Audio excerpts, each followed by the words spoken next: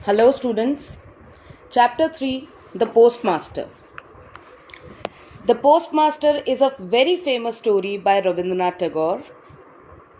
You very well know who is Rabindranath Tagore. He is the one who wrote our national anthem. He is the one who also won Nobel Prize in Literature in 1913. He used to live in West Bengal, Kolkata, and he mostly wrote his literature in Bangla, and later he translated his Bangla writings into English as well. So this story is one of those stories, and it goes like page number 38. In the village of Ulanpur, an owner of an indigo factory had established a post office where the postmaster first took up his duties.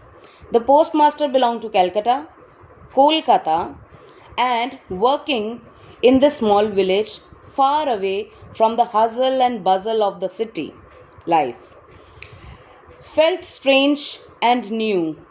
His office stood surrounded by dense forests and overlooked a slimy pond. अब उलानपुर के village में there is a postmaster who has been posted. Now the postmaster has been posted into a new post office, and it is in the village of Ulanpur. Now village is far away from the city life, the hustle bustle. Hustle bustle means noise of the city. So he is feeling strange over there, and the post office is surrounded by the dense forest. Page number 39.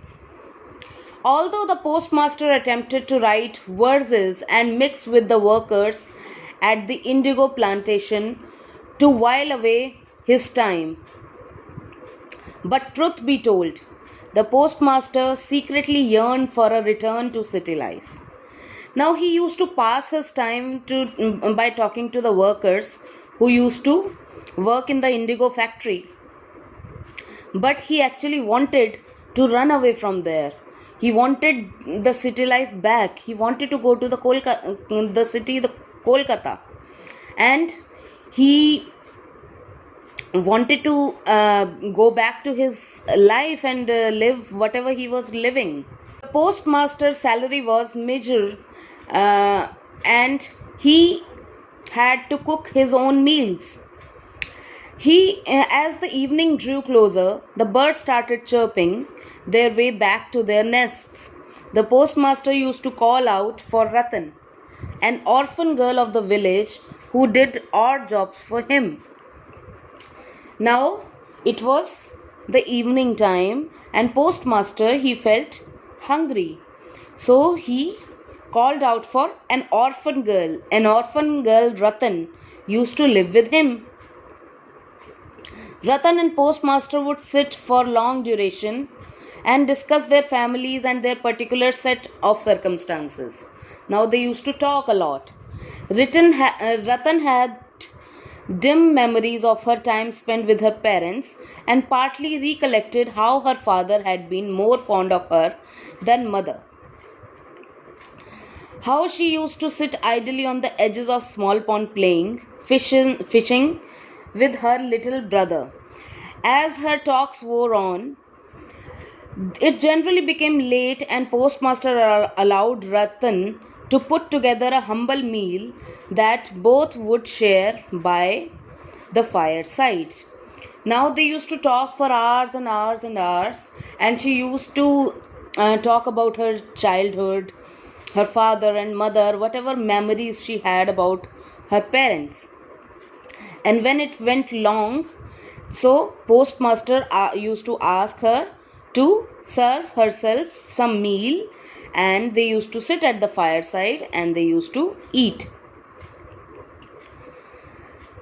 Buoyed by these memories and talks with the girl, the postmaster would also start yearning and remembering his family, his mother, sister, brother, and their home. Unable to share these longings with men at the indigo plantation, the postmaster talked freely with the girl, and it was before long that she had become very familiar with these people and frequently referred to them as people she personally knew. Now they started talking very friendly with each other, and they knew about each other, and they started knowing about each other. One day during a lull in the rains, the postmaster took it upon himself to teach Ratan the alphabet. And thus it was that, within a short span of time, she had mastered all the alphabet. Meanwhile, the rain poured down incessantly, and the canals and the ditches overflowed. Now, this Ratan and the postmaster used to teach Ratan the alphabets. And meanwhile, the rain poured down. It was raining heavily, and everything was overflowed. The village roads had become impassable. The rough weather started to prey on the postmaster, and it wasn't long before he had to come down with fever. Now, postmaster was having fever because it was raining a lot outside. In the loneliness of his surroundings and the depressing weather, the postmaster longed for the soothing touch of his mother's care. Ratan took a great care. Page number 40 of the postmaster with motherly affection. Now, Ratan used to take care of the postmaster just like a mother. She called the doctor, gave him medicine, and ensured an apt diet so that he could recover quickly. Now she wanted his recovery, so she gave him good diet, she gave him medicines, she called upon the doctor, so the postmaster could recover quickly.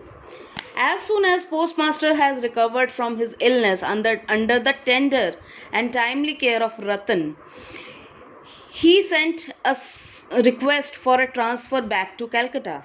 Now, as soon he was fine, he got well, he sent a request for the transfer to Calcutta. The transfer took a long in coming.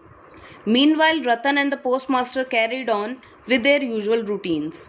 Now the transfer took long. बहुत देर हो गई transfer आने में. And Ratan and postmaster carried out with their usual routine. They lived their life. Postmaster waited for his transfer, and the girl waited for the postmaster to call her for help with his activities.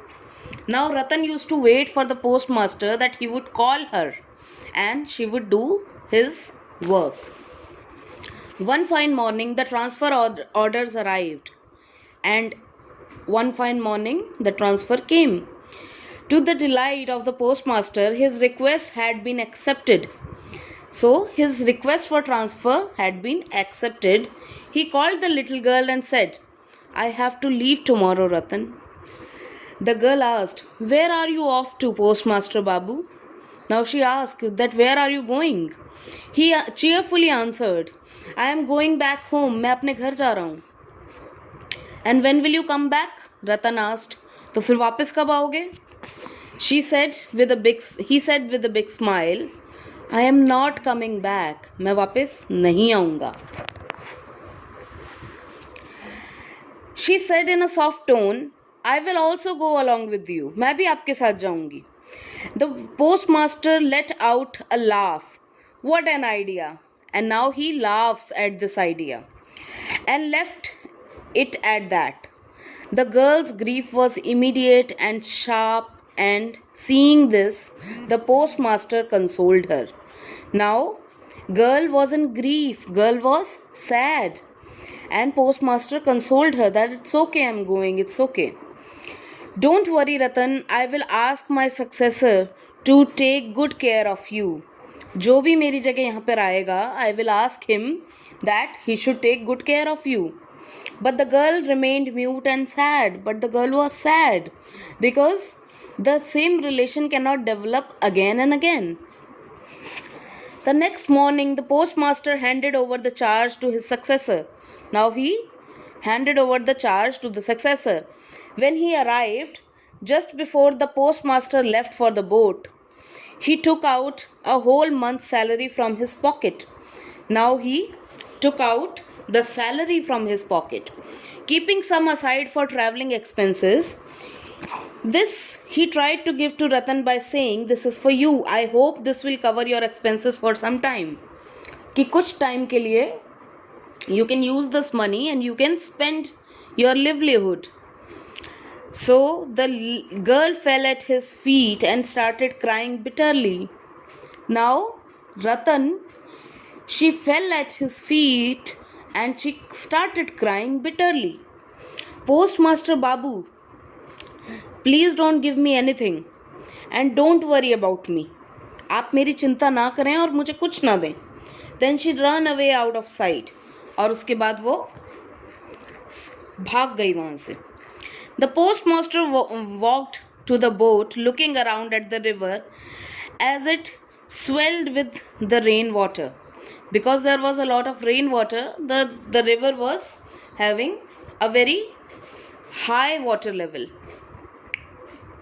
Then he felt a pain in his heart and he could remember the sad face of the village girl. And then he could feel the sadness of the village girl.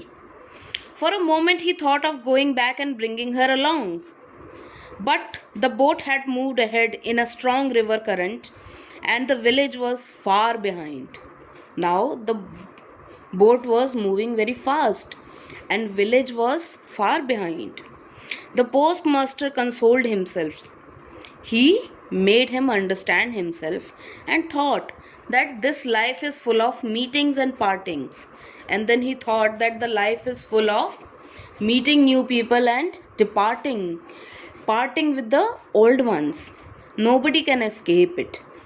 You, me, or anybody, nobody can escape.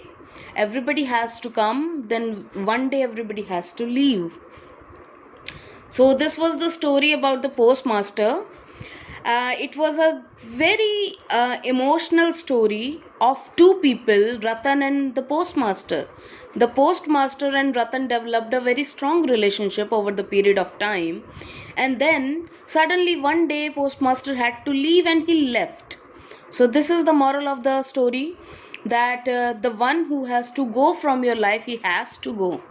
And the one who have to stay in your life, they stay in your life. So you don't have to be sad. You can be sad for a while. You can cry over a day or two. You can cry for them. But then later on, you have to move on in your life. You have to live your life. You have to carry on with your daily routine. And this is how the life goes. So this was a very emotional story. If you could really connect to this story, you can feel the emotion of Ratan. That because in our lives, it always happens that somewhere we go to our granny's place, sometimes we go to our nani's place, and we have to leave. So when we are leaving from that place, we don't feel very good. We feel sad. So this is how it is. So I will send you the question answers of this story, and you have to write word meanings in your notebook, question answers in your notebook, and book work you have to do in the book. So that's all for today. Okay, bye-bye.